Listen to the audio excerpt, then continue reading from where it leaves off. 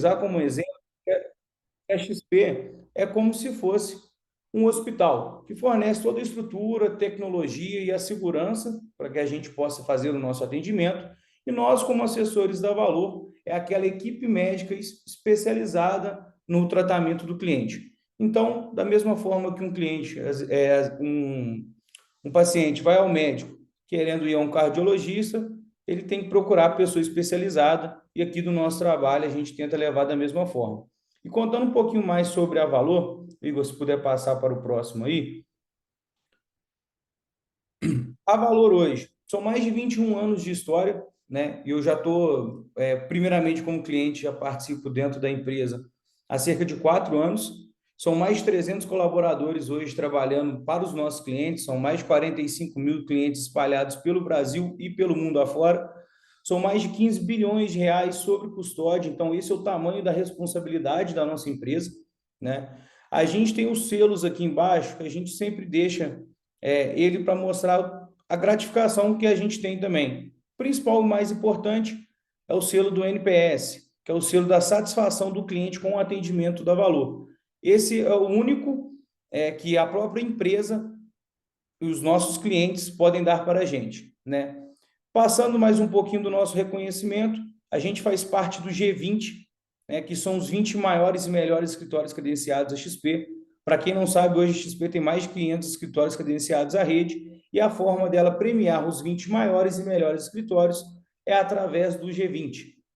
Com isso também, o nosso escritório, ele é referência tanto em renda fixa quanto renda variável, por isso o selo de eficiência que a gente tem aqui, e também referência no XP Empresas, porque além de fazer todo o atendimento para a pessoa na pessoa física, a gente também atua na parte empresarial, seja com seguros empresariais, seguros de responsabilidade civil, entre outros, que a gente consegue estar atuando e ajudando o nosso cliente nessa parte também.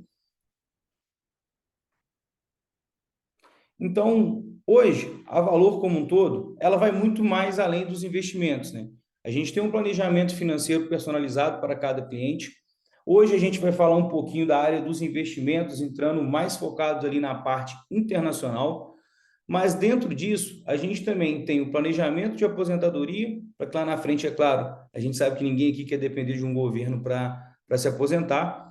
A gente também fala sobre a gestão de risco, é a proteção mesmo financeira em caso de acidente, em caso de uma invalidez lá no futuro e a pessoa não consiga mais realmente ser o braço produtivo familiar.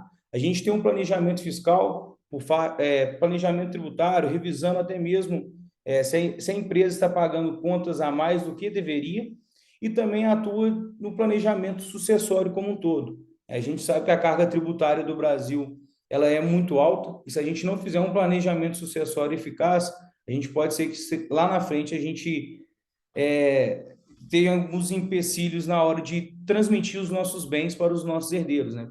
Poxa, passam a vida inteira construindo um patrimônio e chega ali ao final, na hora de passar para os seus herdeiros, chuta a bola para fora, por assim dizer.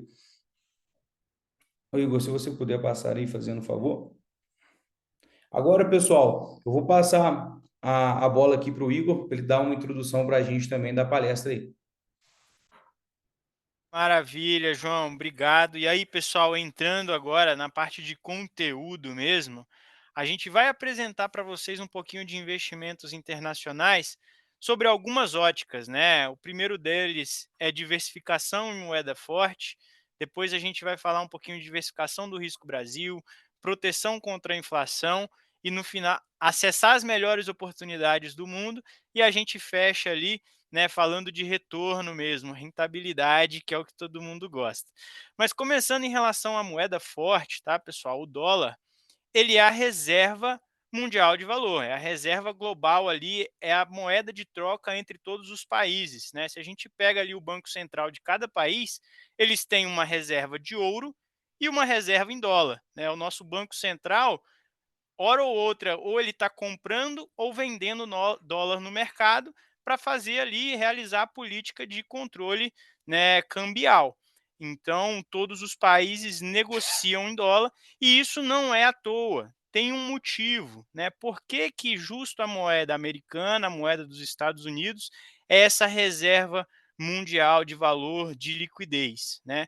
O primeiro ponto é que os Estados Unidos eles têm um posicionamento estratégico ali entre dois oceanos, né? Isso dá acesso para eles a praticamente o mundo inteiro, né? Então essa vantagem competitiva em transporte, né, em velocidade de entregar, né, serviços e produtos, dá a eles também bastante segurança, é um ponto muito positivo para os Estados Unidos. Um outro ponto é a questão da malha ferroviária deles. Eles têm uma das malhas ferroviárias mais desenvolvidas do mundo, né? Isso mais uma vez vai trazer vantagem competitiva, celeridade, velocidade na entrega de produtos e serviços, né? O transporte ali deles é bem estratégico, bem eficiente.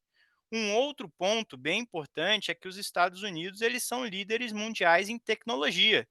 Só a gente pegar ali as Mag 7, né, as maiores empresas de tecnologia do mundo, todas estão nos Estados Unidos, né? Então, as maiores universidades, as melhores universidades do mundo também estão presentes nos Estados Unidos. Então, essa liderança em setores estratégicos dá muita força para o dólar. Um outro ponto é que eles têm uma população economicamente ativa bem grande, né? Então, a população ali que milhões de pessoas é uma população com uma renda muito interessante e o consumo interno deles é bem forte. Então, por si só, eles já conseguem gerar uma economia que roda e que tem pujança, né? Então, somando todos esses fatores, a gente tem ali, né, algumas das justificativas para o dólar ter tanta força, né, e ser utilizado pelo mundo inteiro como reserva de valor, né? Além de ser uma moeda aí de quase 300 anos e que até hoje é a mesma moeda, tá bom, pessoal? Então a gente tem até a frase aqui, né, do Warren Buffett, considerado por muitos o maior investidor aí de todos os tempos, e ele disse para a gente nunca apostar contra a América, né? Nunca apostar contra os Estados Unidos. E aí um pouco da justificativa do que ele pensa são justamente esses pontos que eu trouxe, né? Então, esse aqui é o primeiro ponto da live de hoje, que é diversificar os nossos investimentos, o nosso patrimônio, o nosso dinheiro em uma moeda forte, né? Quando a gente tem crises no mundo, guerras, geralmente a gente observa, né, todos os países, os investidores correndo para comprar dólar, porque é uma reserva segura, né? Então, seguindo aqui para o próximo ponto, né, falamos de diversificação de moeda, diversificação do risco Brasil, né? Então, o dólar ele é uma proteção contra problemas financeiros, econômicos de um país. E aí eu trouxe aqui alguns exemplos, tá? Primeiro exemplo aqui próximo da gente, nossos irmãos argentinos, né? O dólar, o peso argentino, né, lá em 2013, ele estava em 5,50, né? O dólar lá 5,50 em relação ao peso argentino. Hoje, essa relação está para 1.179,38, né? O dólar multiplicou quase 214 vezes, né, em relação ao peso argentino. E aí, pessoal, não vou entrar em mérito aqui, né, mas a gente sabe que eles tiveram vários problemas lá de uma economia também excessivamente dependente de commodities, problemas políticos, econômicos, controle cambial ali, né, mal feito, e aí eles se endividaram além da capacidade também, né? Teve até uma época que chegou a dar um calote ali no FMI, né? Então, uma série de questões levaram a essa desvalorização da moeda, né? E eles são nossos vizinhos. Um outro exemplo aqui também é a Turquia, né? Em 2014, ali um pouquinho mais de 10 anos atrás, o dólar também em 2,22. Hoje, né, o dólar em 39,41. Então multiplicou aqui quase 18 vezes também. E aí, mesmo tipo de problema, tá? Super endividamento, né, uma política ali, né, de criar muitas dívidas com gasto governamental, enfim, práticas não ortodoxas ali de controle da economia, de estímulo da economia, problemas também políticos, né, enfim, fiscais, trouxeram esse cenário, né, de dólar aqui multiplicando 18 vezes. E aí onde entra o Brasil nessa história, né? 30 anos atrás a gente teve o dólar 1 para 1. Desde então, a gente sempre viu ele se valorizando, né? Dólar a 2, a 3. O Júnior gosta de brincar que ele pulou o 4, foi direto para 5, né? Então, a gente, no histórico de 30 anos da nossa moeda, ele está ali, o dólar se valorizando frente ao real. Não entrando nesse ponto ainda, tá, pessoal? Mas o porquê da diversificação do risco Brasil. E aí eu quero que vocês mandem aí no chat, tá? Se vocês tivessem obrigatoriamente que escolher um país para colocar 100% do capital de vocês, 100% do patrimônio, dentre essas 5 opções aqui, qual desses países vocês escolheriam e por quê? Tá? Um porquê aí bem rápido aí no chat. Vamos aguardar algumas respostas para ver o racional de vocês nessa decisão. Mas obrigatoriamente teria que escolher 5 desses países. Aonde vocês colocariam?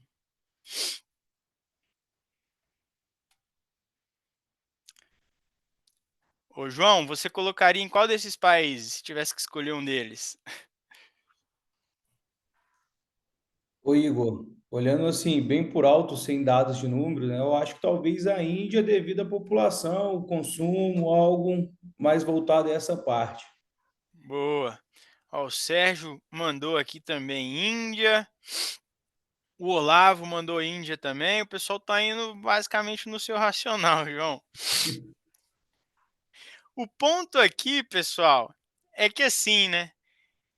Não sei para vocês, mas para mim causa bastante estranheza aqui, né? Pensar em Cazaquistão, Colômbia, não me passa a impressão de ser um bom país para se investir, né? De confiar ali para eu colocar todo o meu capital nesse país. Pô, nunca ouço falar do Cazaquistão, né? Geralmente a gente liga alguma notícia ruim, enfim, né? Não me parece algo muito seguro aqui, né, para se colocar todo o meu patrimônio. Mas aí a gente chega num ponto, né? E essa imagem aqui ela é muito legal, que todos aqueles países que eu coloquei ali nas opções, eles têm um risco de crédito melhor do que o Brasil, né? Então o Brasil está aqui, ó, na classificação BB, que é uma classificação internacional aí de risco de você se investir em determinado país, né? Peru, Índia, Cazaquistão, Colômbia e a Indonésia está aqui também, embaixo do Peru. Então todos eles têm uma avaliação de risco melhor do que a nossa, né? Então, se te causou alguma estranheza esses nomes, saiba que é mais seguro investir nesses países do que no Brasil, né? Então, o ponto aqui é que, por mais que você acredite que o Brasil é realmente o país do futuro, que ele vai decolar, né, que a gente vai ser uma grande potência, né? O ponto é que hoje a gente ainda é um país emergente, que a gente ainda é um país com um risco de crédito muito alto e que não vale a pena correr o risco de deixar 100% do patrimônio aqui. Tá? Existem opções, por mais que o nome seja estranho, que são muito mais seguras do que o nosso país. Beleza?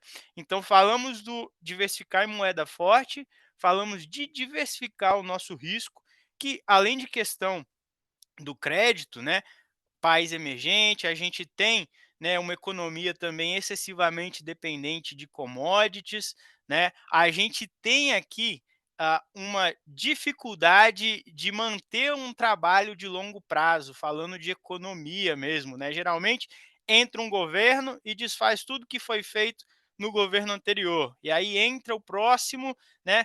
E tende a mudar tudo novamente. Então a gente tem uma instabilidade política e econômica muito grande, né? Um outro ponto que a gente está vivendo, e todos vocês acredito que vão concordar comigo, a gente vive uma crise institucional, né? O brasileiro médio não confia mais nas próprias instituições. Então, como que um país vai caminhar, vai evoluir, se a gente tem dificuldade de crer nas nossas instituições? Então, são todos pontos que corroboram para o ponto que a gente tenha problemas e que não vale a pena você deixar todo o seu patrimônio investido aqui. Beleza, pessoal? E aí, indo um pouquinho para a inflação, né, João? Quer complementar aqui para o pessoal?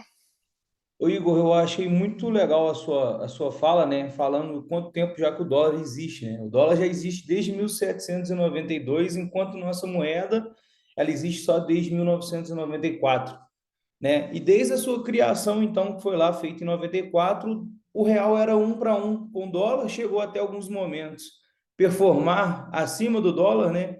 Ali quase que 95, mas desde então a gente vê o poder da nossa moeda se desvalorizando ao longo dos anos, né? Então, ao final aqui de 2024, a gente com R$ 100 só conseguiria ter ali US$ 18. Então, a gente tem uma desvalorização da nossa moeda em quase 82% desde a sua criação em 94. Então, até mesmo para o nosso poder de compra, atrelado ao futuro, a gente vê que é muito importante a gente ter o dólar dentro da carteira, até mesmo como uma proteção contra a inflação, né? E quando a gente vai comparar o dólar também com outras moedas, né? O DXY, ele é um cesto de ativos com outras moedas fortes também, como euro, como libra, iene, e mesmo assim o dólar performou 30% a mais do que essas outras moedas desde 2015, mais ou menos, né? E essa variação do dólar em relação ao real, se a gente for comparar desde 2015, ela se valorizou quase que 111%, né? Se a gente for colocar aqui os juros compostos de 7,75 ali por cento ali ao ano durante esses 10 anos, a gente tem uma variação do dólar em relação ao real de mais de 110%. Então, a importância que é de se ter o dólar dentro da nossa carteira, né, Igor? Perfeito, João, perfeito. E aí, seguindo aqui, pessoal, eh, o Júnior vai tocar em relação à nossa questão de consumo, né? Que também está altamente ligado com a questão que o João acabou de comentar, de proteção contra a inflação, né? Então, João, é contigo. Exatamente. Valeu, pessoal. Parabéns aí pela apresentação. Eu acho que tudo que eles falaram até agora corrobora com o que a gente vai seguir falando, que é o porquê investir de forma global. Quando a gente fala em América Latina ou em América do Sul, o brasileiro tem o maior viés doméstico de todos os outros países, tá? Então, o argentino, ele já desde cedo tem sua conta em dólar, o chileno, o uruguaio, eles entendem essa importância de diversificação geográfica. O brasileiro não. 99% dos brasileiros investem apenas dentro do Brasil. Ou seja, investem no próprio país em que vivem e que, de fato, o Brasil é o país do futuro. Sem ser pessimista ou otimista demais, mas eu ouço isso há muitos anos e ainda não chegamos nesse futuro. Hoje, o país passa por uma instabilidade política, por uma instabilidade jurídica, principalmente, que nos preocupa demais, né? A gente vê aí alterações de legislação de forma muito rápida, muito simples, o que nos traz essa, essa, esse medo, né? De fato, essa insegurança. E aí, muitas vezes, a gente pensa, enquanto consumidor, mas, poxa, eu não compro em dólar, eu não viajo, eh, não sou impactado pela variação da moeda, por que investir em dólar? Aí, normalmente, eu pergunto para as pessoas, né? Quando você abre o seu navegador aí de internet pela manhã, qual é o primeiro site que aparece? Normalmente, mais de 90% das pessoas dizem que quando abre o navegador, aparece o Google. Poxa, por que não aparece Petrobras, ou Vale, ou Uzi Minas, dizendo que o Google é uma empresa americana? E a gente consome, né? Todos nós consumimos muito das empresas americanas. O Netflix, o celular que a gente usa, o pãozinho que a gente compra de manhã para comer aquele sair da requeijão, com manteiga na chapa ali. O trigo ele é negociado na bolsa de Chicago.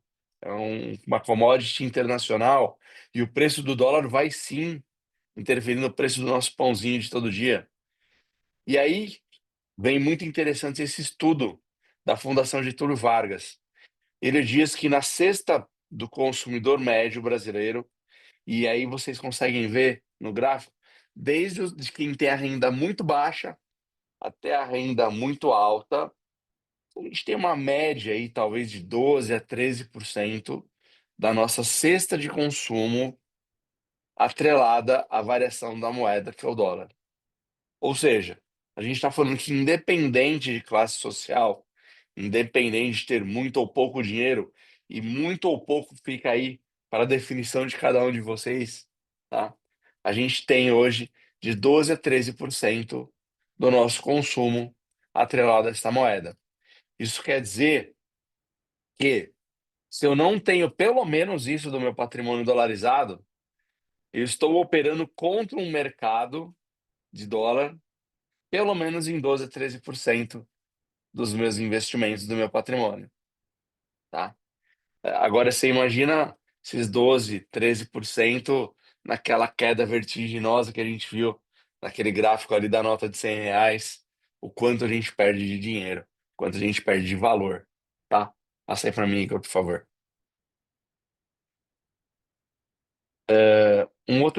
Outros aspectos importantes para a gente trazer.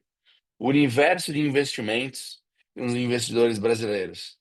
Quando a gente começa a pensar no percentual do PIB, né, que é a primeira barrinha ali, PIB brasileiro perto do índice global, o mercado de renda fixa brasileiro versus o mercado de renda fixa global, o mercado de renda variável brasileiro, que é 0,1, contra o mercado de renda variável global.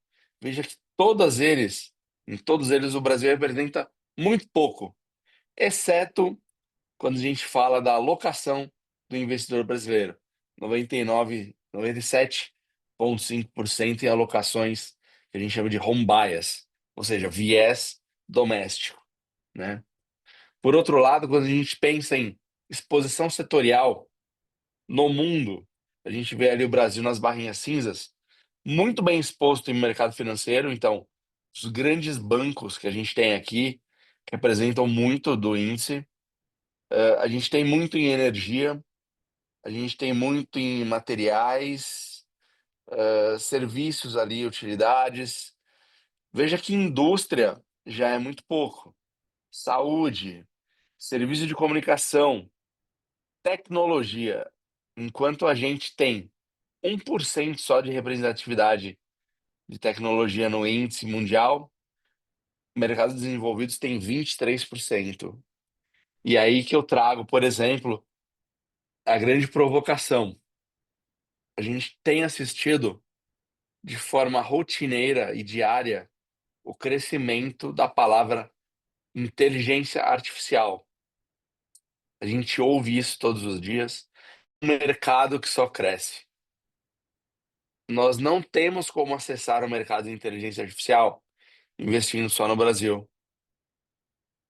As grandes farmacêuticas do mundo, né? Quando a gente pega ali, por exemplo, a parte de saúde, 12%, elas estão fora do Brasil. Então a gente não consegue acessar mercados de health science no Brasil, ou uma parcela muito pequena. Então, nós consumimos diariamente tecnologia, nós consumimos diariamente ciência de saúde, ou seja, as grandes farmacêuticas, entre outras, mas a gente não tem isso de forma local para investir. O brasileiro precisa estar exposto no investimento internacional para poder alcançar essas empresas, tá? Vamos lá. Outros dois gráficos que eu gosto bastante, né? E o primeiro me perguntou muito assim, Júnior, a hegemonia do dólar vai acabar. As pessoas vão investir em renminbi, o yuan, que é a moeda da China. As pessoas vão investir no euro. O euro vale mais que o dólar.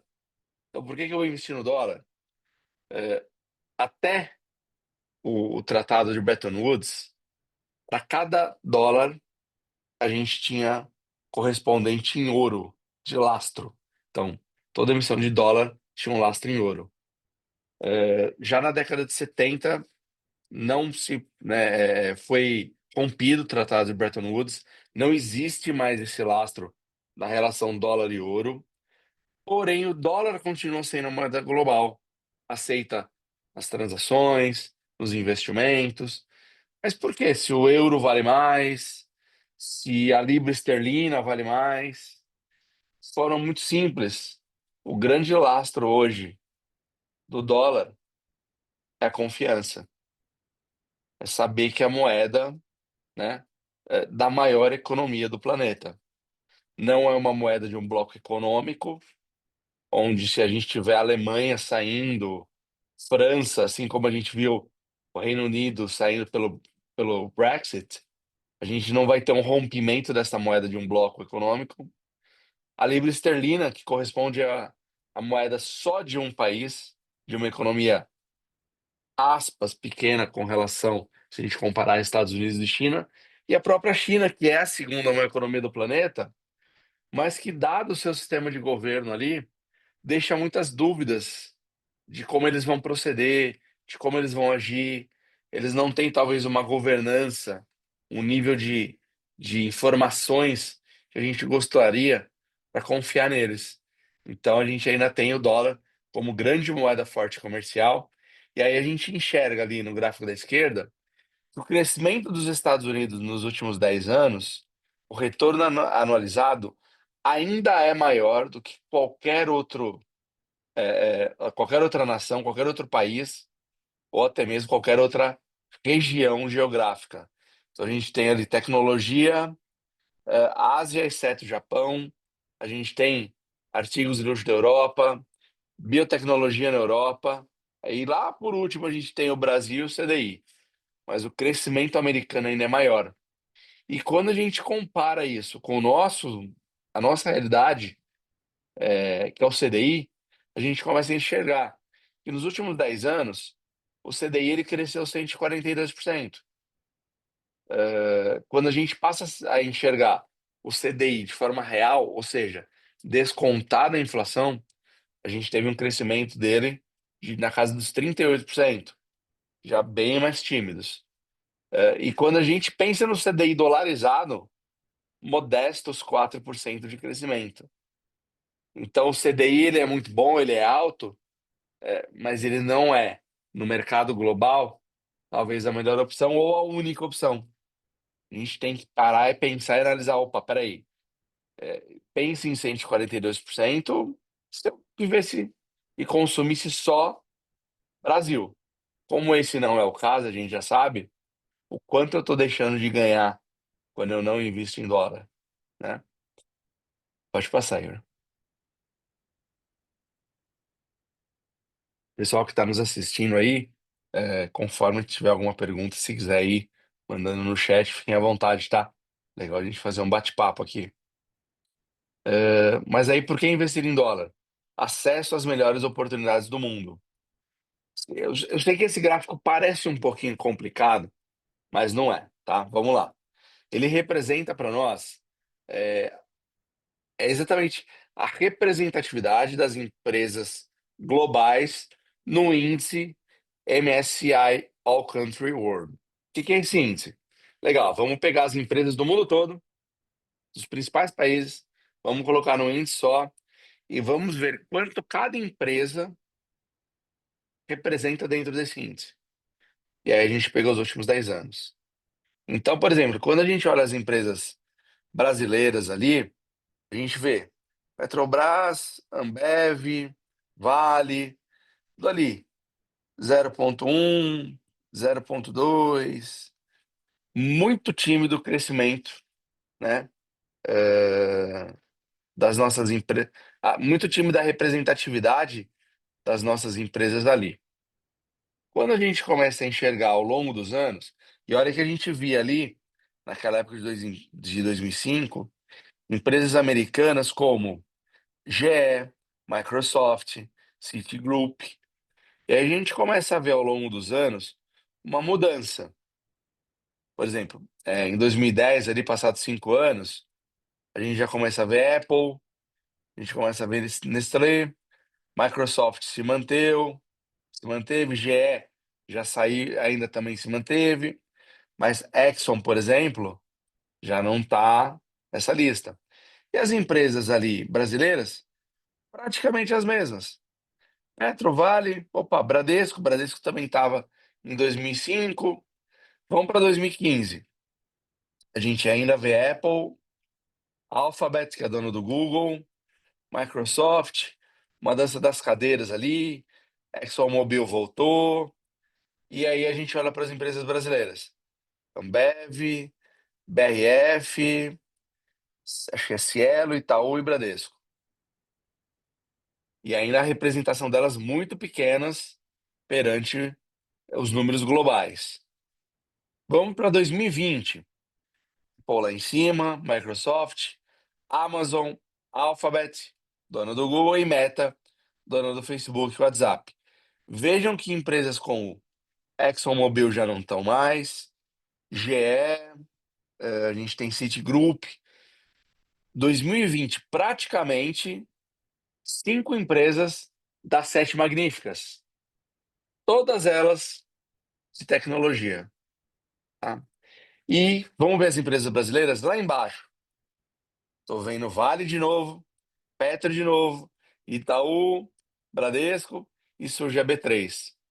E em 2023, nessa nossa última leitura, as empresas brasileiras, Itaú, B3, Vale, Bradesco e Petrobras, praticamente as mesmas de 10 anos atrás. E quando a gente olha, né, as empresas globais, a gente vê Microsoft, Apple, Nvidia, Amazon e Alphabet. Ainda temos praticamente aí 5 empresas das 7 magníficas. Ou seja, toda a bolha da internet que nasceu e veio crescendo, a gente não teve participação nenhuma nessas empresas. As melhores oportunidades, as melhores empresas, as que têm maior representatividade, estão fora do país. E aí, quando a gente pensa nelas, essas 7 magníficas que a gente chama, a gente começa a entender o seguinte: numa revolução de inteligência artificial, será mesmo que é o Brasil que vai despontar com alguma empresa? Ou a gente tem uma chance muito maior de encontrá-las no mercado na Bolsa Americana? Eu acho que esse gráfico fala por si só. Eu acho que tem um ponto legal aqui de observar também, Júnior, é que se pegar o tamanho das bolinhas ali representando, né, as empresas, de 2005 para 2023, né, até por conta de escala, tudo bem, mas as bolinhas são praticamente do mesmo tamanho. Ou seja, as empresas, durante 20 anos ali, elas continuaram praticamente a mesma coisa, salvo o perdão aqui do arredondamento, tá, pessoal?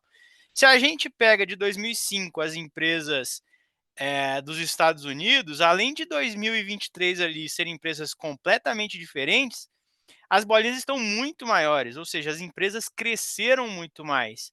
Então, a gente ficar aqui só no Brasil, a gente está ficando meio que lateralizado ali no nosso crescimento, e o que o Júnior acabou de falar, né? A gente perdeu ali aquela grande onda da tecnologia, né? Então, é ficar de fora do mercado que mais cresce no mundo.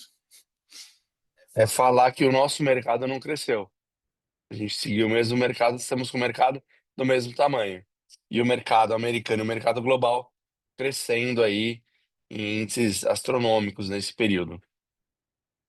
Vamos lá. Esse quadro é muito legal, pessoal. A gente vai fazer uma comparação dos ativos e do retorno dos ativos nos últimos 10 anos, ativos brasileiros e ativos internacionais. Do lado esquerdo, a gente tem o retorno dos ativos brasileiros, tá? Então a gente tem os títulos públicos brasileiros indexados ao IPCA, que é o Tesouro IPCA. A gente tem os corporativos brasileiros, que são os títulos aí privados. A gente tem multimercados, títulos públicos BR prefixados, Tesouro Pré, Caixa, que é o CDI, é o Tesouro Selic, e por último a Renda Variável Brasil. Todo mundo ali na faixa de 9, 9,2, até 10. Poxa, IPCA rendeu 10,4% num período, né, de 10 anos. Quando a gente vira para olhar os ativos internacionais, a gente começa a ver que o que menos rendeu, que é a renda fixa agregada dos Estados Unidos, rendeu praticamente o que rendeu o melhor título brasileiro nos 10 anos, que foi o título de IPCA. Então a gente tem ali, olha, renda variável americana, Estados Unidos, rendendo 13,1% a renda variável, mais 8,8% do carrego de você estar investido em moeda internacional, em dólar. Então, 21,9%. Renda variável global, 18,6%. Renda variável mercados desenvolvidos, exceto Estados Unidos. Depois, renda fixa, high yields, ou seja, aquelas que têm um pouquinho mais de risco, mas que entregam um pouco mais de retorno. Renda variável, mercados emergentes e renda fixa agregada dos Estados Unidos.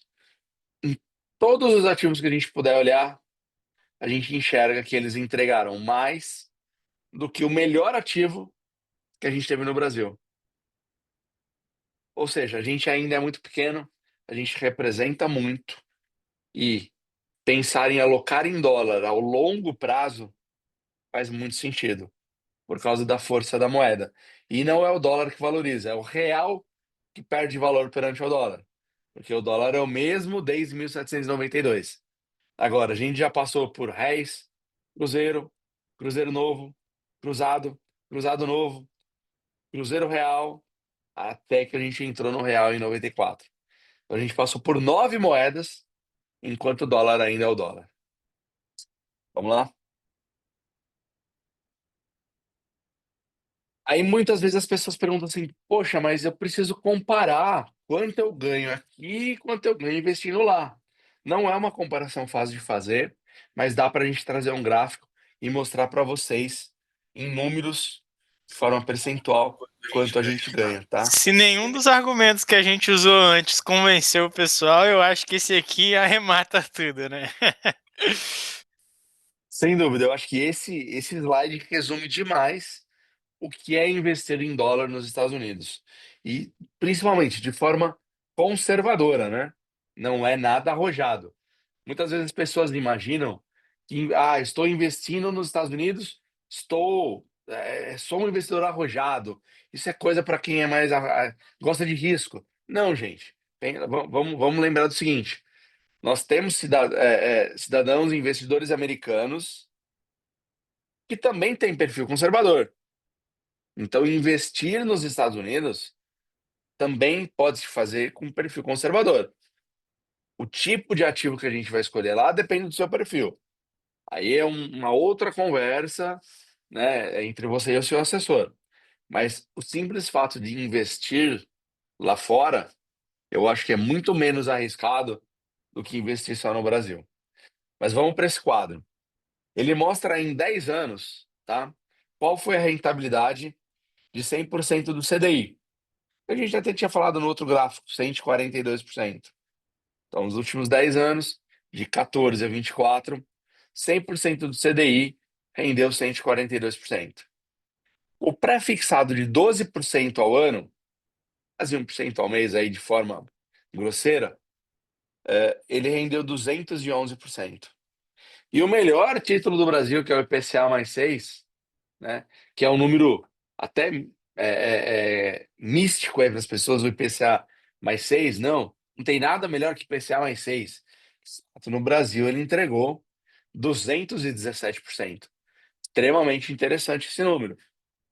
Porém, quando a gente começa a comparar com investimentos em dólar de renda fixa, a gente está falando que o dólar mais 4%, então se eu comprar um título americano de 4%, que é basicamente o título do Tesouro Americano, o título mais seguro do mundo, eu já estou ganhando 212% pela valorização da moeda estrangeira ou pela desvalorização do real. Pior cenário, dólar mais 4, eu ganho 212% de retorno. Quase o que deu IPCA mais 6. já ganhou do pré-12 e já ganhou do 100% CDI. Quando eu falo em dólar mais 5, esse número já aumenta para 243%. Já colocou todos os investimentos brasileiros no bolso. E daí para frente, a gente chega ali até um dólar mais 8, com 354% de rentabilidade em 10 anos, né? São 3,5 vezes seu investimento. E aí, isso que é muito interessante, tá?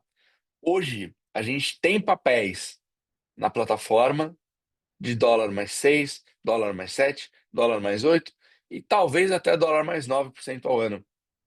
A gente consegue encontrar isso. Por quê? A taxa de juros americana está muito alta. A gente não está na mais alta, mas estamos rondando a taxa mais alta dos últimos 20 anos nos Estados Unidos. A taxa de juros lá está na faixa de 4,25 a 4,5% ao ano. E a gente encontra títulos de emissão privada pagando dólar mais 6, dólar mais 7 e dólar mais 8 com uma certa tranquilidade ainda, tá? Vamos lá. Quando a gente olha os últimos 10 anos também, a gente vê lá o CDI entregando 142%, a gente vê o Ibovespa entregando 157%, a gente vê o S&P, que é o índice das 500 maiores empresas americanas, entregando na moeda local, ou seja, comprando o S&P em reais, 165%. Só por isso ele já bateu a Bolsa Brasileira e o CDI, tá? Quando a gente olha para o S&P dolarizado, a gente tem 453% nos últimos 10 anos. Então moeda local, 165% para o americano. Mas como é isso para o brasileiro? O quanto isso representa para o brasileiro, né? Eu comprar o S&P dólar, não é 165, por causa da variação da moeda. A gente tem 453%. Então, quem comprou o S&P em dólar há 10 anos atrás, teve rentabilidade de 453%. Então, por isso o diferencial. Se eu quero me expor ao mercado internacional, por que não já me expor e comprar de uma forma mais pontual o dólar? Porque eu sei que no longo prazo o real desvaloriza. Então eu ganho com a valorização de uma moeda exterior e ganho também com todo o carrego que a Bolsa de Valores americana e toda a pujança que a Bolsa de Valores americana tem perto da nossa. Quando a gente começa a comparar uma bolsa com a outra, a gente começa a ver que a Bolsa americana, em todos os momentos de recuperação, foi muito mais rápido do que a nossa bolsa. É um mercado muito mais maduro, que captura esses ganhos, por exemplo, em tecnologia, em inteligência artificial, coisas que a gente não vê no Brasil. Então a gente tem oportunidades lá fora que a gente não tem na nossa bolsa, tá? E aí é diversificar. A base da diversificação é o dólar, tá? É a moeda forte. Mas quando a gente, uma vez exposto ao dólar, a gente pode comprar bolsa americana, bolsa europeia, ouro, bolsa do Reino Unido, bolsa da China. A gente começa a ter até uma amplitude maior de diversificação no que a gente encontra aqui.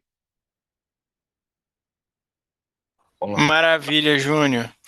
E aí, a gente vê todas essas cifras, né, super altas, por retorno de 250%, retorno de 350%.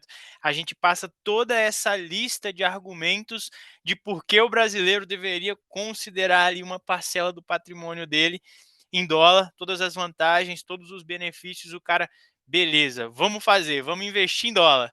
E aí, quando ele decide fazer um investimento, ele resolve fazer o quê? Tradear o dólar, né? Eu quero acertar o momento mais baixo, eu quero comprar o dólar mais barato de todos, eu vou esperar esse momento, porque a minha bola de cristal está funcionando aqui, belezinha, tá redonda. E aí, pessoal, o que a gente quer trazer com esse slide aqui é que você tentar acertar esse melhor momento pode custar muito caro. né, de você ali abrir, né, ficar fazendo questão de centavos no preço do dólar, por conta disso você pode perder todos esses retornos super interessantes que a gente acabou de mostrar, né? E esse gráfico aqui exemplifica bem isso, tá? O que está acontecendo aqui, tá? O investidor um, tá? Ele comprou o dólar aqui, né, a 5,76. Comprou o dólar e investiu em SP500, tá? Então, ó, aqui na coluna da direita está o preço, tá? Então, ele comprou o dólar a 5,76 e investiu em SP500, né? O investidor 2, ele aguardou esse dólar bater R$ 5 para ele comprar, né? Então, ele só veio comprar o dólar aqui, tá bom, pessoal? Ele só comprou o dólar aqui. O investidor um, ó, comprou aqui, estava 5,76. O investidor 2 aguardou chegar aqui, tá? Então, o 1 comprou a 5,76, comprou caro, tá? E colocou lá no SP500. O 2 deixou aqui em 100% do CDI, até ele chegar em R$ 5. Pô, vou aguardar o melhor momento aqui, deixa em 100% do CDI, bateu 5, ele comprou. E aí ele colocou no SP500, tá? Então a gente teve um período aqui de 2020 até ali 2022, né? 2 anos que o investidor 2 ficou aguardando o dólar bater esse preço que ele considerava ideal. E aí a gente vê que lá no final de 2024, né, o investidor um, por mais que ele tenha comprado esse dólar caro, o retorno dele foi consideravelmente maior do que o investidor um, né? Porque o tempo que ele perdeu aqui, ó, o investidor 2 ele perdeu toda essa alta no SP500 de 2 anos, né? Então, por mais que o um tenha pegado mais caro, essa diferença ela é pouco representativa, né? A diferença no câmbio ela é pouco representativa na diferença da valorização do ativo, né? Então, isso aqui fica nítido, fica evidente que não vale a pena eu tentar acertar o preço do dólar. O importante aqui é você ir fazendo a alocação preço médio, que a gente chama, né? Pô, eu tenho que ter ali 15, 20, 25% da minha carteira em dólar, eu vou comprando ali mês a mês ou num espaço mais periódico, mas eu tenho uma periodicidade definida para ir comprando esse dólar, porque aí eu compro um pouquinho a 5,20, compro a 5,50, igual está agora, pô, subiu, bateu 5,80, comprei, porque a minha estratégia é ir sempre comprando e fazendo preço médio, porque eu não perco essas valorizações de ativo aqui, né? A gente não trouxe aqui hoje, mas posso mandar para vocês depois também o impacto de você perder, né, os 10 melhores dias da bolsa, os 5 melhores dias da bolsa, perder o melhor dia da bolsa por não estar exposto. É uma diferença assim muito significativa, tá, pessoal? Então, Júnior, se você quiser comentar, mas esse gráfico é um dos meus preferidos dessa apresentação de dólar. Não, eu acho que é exatamente isso. A gente não consegue acertar sempre o mínimo do dólar, vai ser muito difícil. Então, o importante é fazer o preço médio e se manter investido é mais importante ainda. Mantenha-se investido. O mercado vai oscilar, mas historicamente o S&P, por exemplo, entrega 10% ao ano, tá? Foi feito um estudo. Caso a gente tivesse uma bola de cristal e comprasse sempre um dia depois de uma grande queda. Então, comprei no ponto mais baixo da curva, esperando o crescimento. E fazendo essa conta com Bolsa Americana, crise de 29, subprime 2008, Covid 2020. Quando eu comprava ali no menor ponto da bolsa, esperava esse retorno, ou se no mesmo período total eu comprasse e ficasse investido, independente da oscilação, a variação entre um e outro era menos de 1%. Então não vale a pena ficar tentando acertar o mercado. É muito mais importante manter-se investido, é muito mais importante o tempo no mercado do que acertar o tempo do mercado, tá? Então, isso é muito legal, traz uma reflexão para a gente e principalmente constrói o teu investimento de longo prazo, tá? Vamos lá. Bom, mas e aí? Legal, quero investir, gostei. Aonde eu vou investir? Bom, Essa conversa ela vai ser diretamente com o seu assessor, tá? Para a gente construir uma carteira. E aí vai depender do seu perfil. Basicamente, quais opções que a gente tem lá?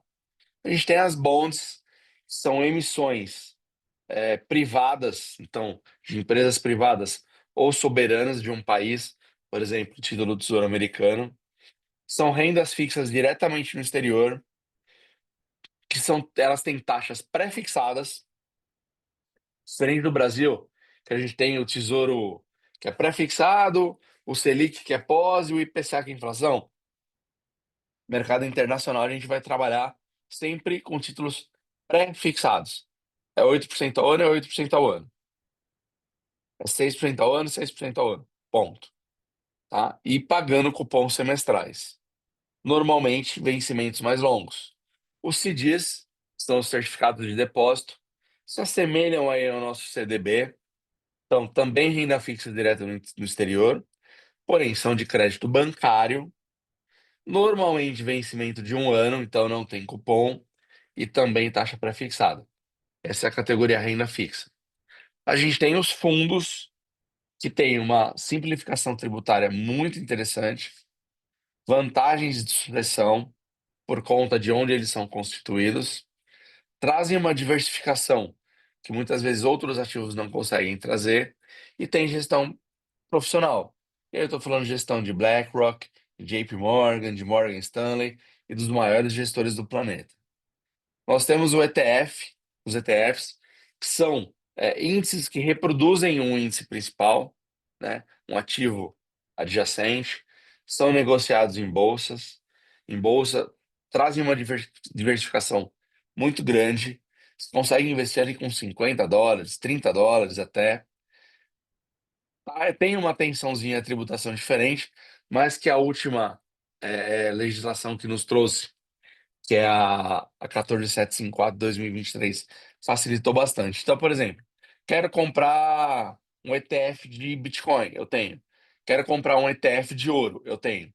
Então, o ETF replica o desempenho de um ativo principal. Quero comprar um ETF de inteligência artificial, tenho. Quero comprar um ETF de renda fixa, tenho. Quero comprar um ETF de bolsa da Dinamarca, tenho. Quero comprar um ETF de bolsa da Argentina, tenho. Então, a gente consegue ter uma penetração de diversificação muito grande. Os REITs são similares aos nossos fundos imobiliários, também negociados em bolsas, acesso ao mercado imobiliário americano, fluxo de distribuição de dividendos exatamente igual ao nosso, e também tem a questão da tributação que merece um pouco mais de atenção, mas que hoje está bem simplificada. E as ações, então, ou seja, negociação em bolsa igual ao nosso, acesso às empresas globais, e você pode também ter dividendo em dólar.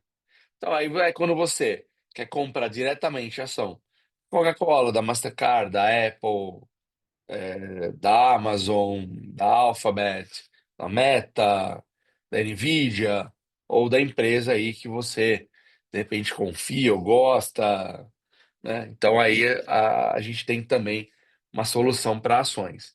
Então a gente tem vários ativos para investir, e é claro, de acordo com o seu perfil, a gente vai poder conversar do que é mais adequado. Bom, pode passar. E aí, Júnior, até para adiantar para o pessoal, Hum. né? Acabou que é o próximo slide, né? Então, mas já comentando, a gente tem essas várias opções. O ideal, né, é você conversar com um assessor para conseguir definir na Sempre. vírgula, mas a gente já vai dar um prêmio para vocês também nesse sentido, para ter uma ideia, né, do que é possível obter ali de rentabilidade, de taxa de produto, fazendo essa alocação internacional. Júnior, comenta aí o slide Legal. que eu pulei.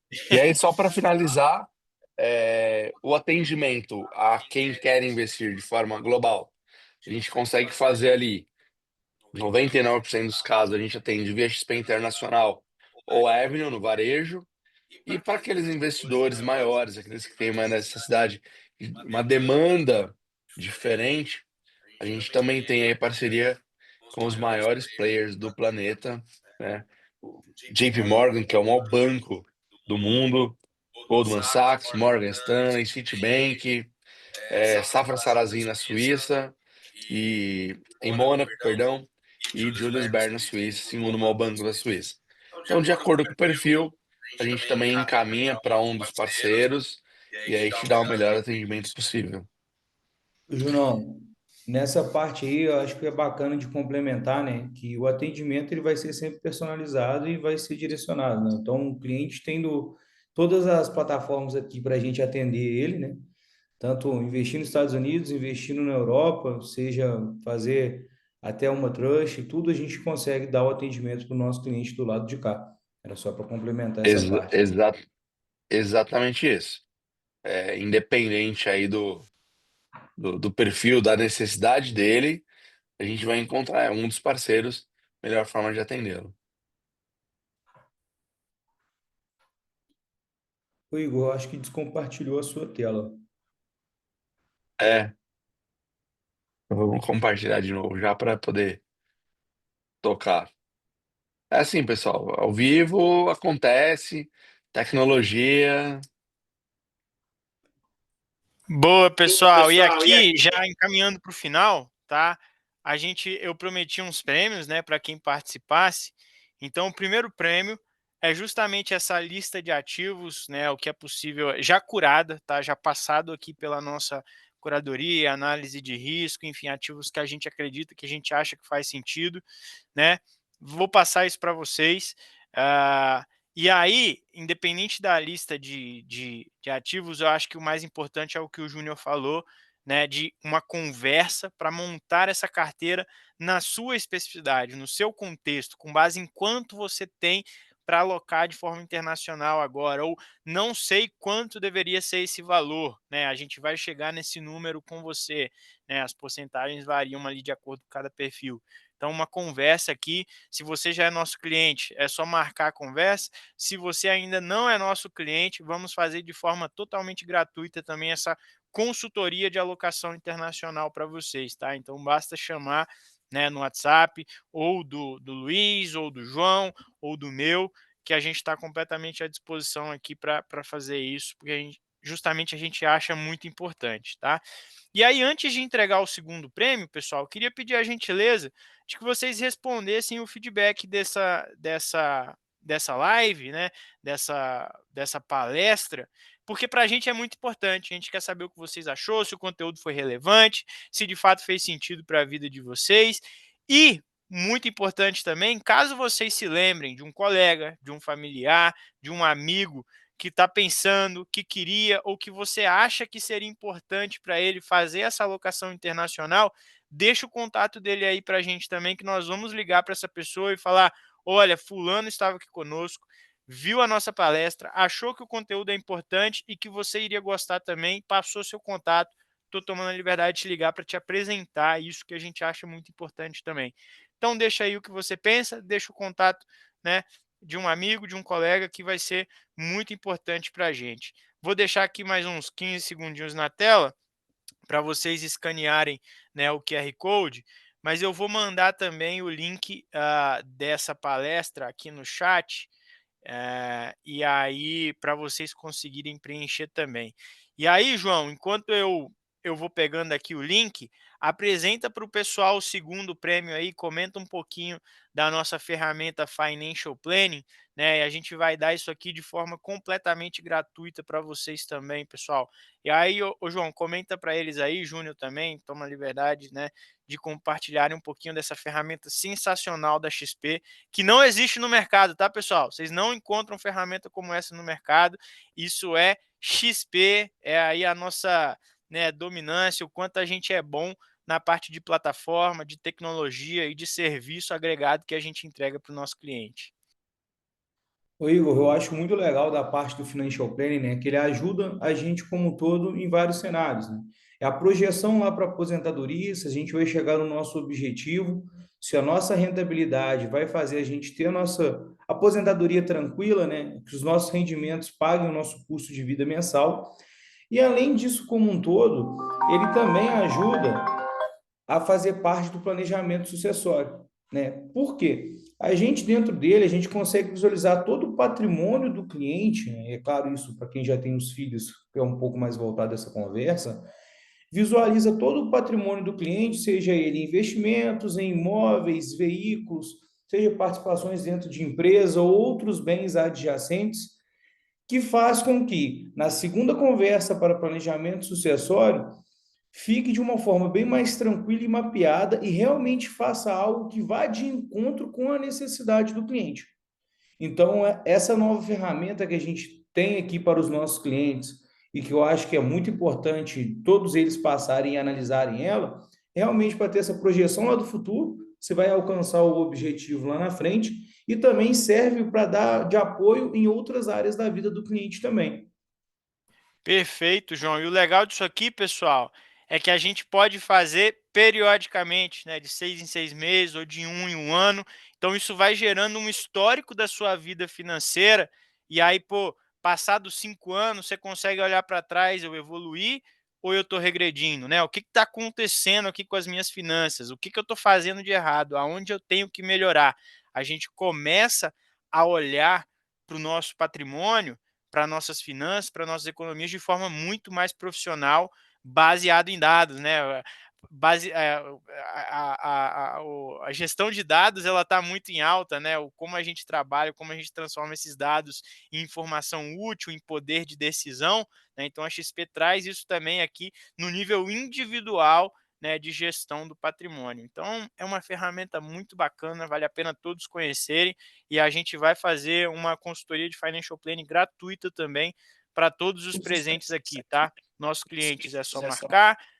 Quem não é cliente ainda, pode chamar a gente que vai ser um prazer. Isso gera um relatório ao final, um PDF que você pode ter e usar para análises futuras, como o João bem comentou. Júnior, acho que você queria De comentar algo. fato, de fato, eu acho que é aquela frase: para quem não sabe onde quer chegar, qualquer lugar serve.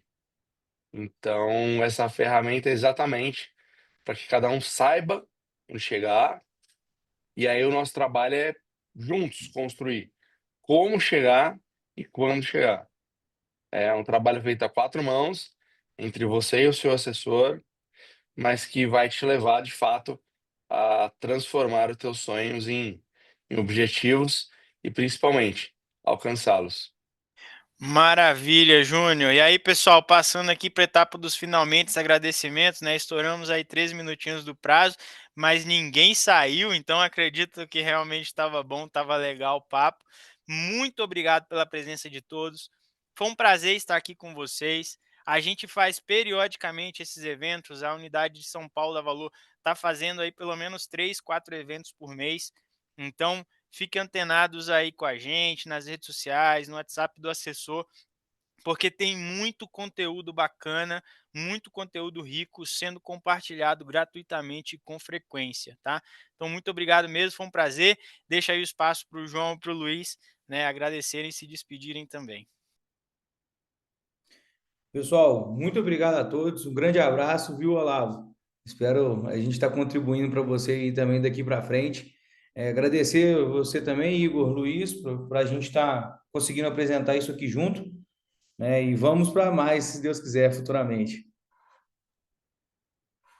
O pessoal me chamou de Júnior na apresentação toda, agora estão falando Luiz. Pessoal, obrigado pela presença de todos aí. Contem com o time da Valor, contem com o seu assessor aí para poder ajudar vocês aí cada passo, tá? E no quesito do internacional, provavelmente, talvez, se for o caso de investir lá fora, eu apareça em mais alguma reunião e vai ser um prazer construir isso junto com vocês. Obrigado aí pela presença, mesmo que virtual, no nosso evento. Valeu, pessoal, até a próxima. Quem tiver alguma dúvida, a gente continua por aqui, tá bom? Abraço. Um abraço. Abraço, pessoal.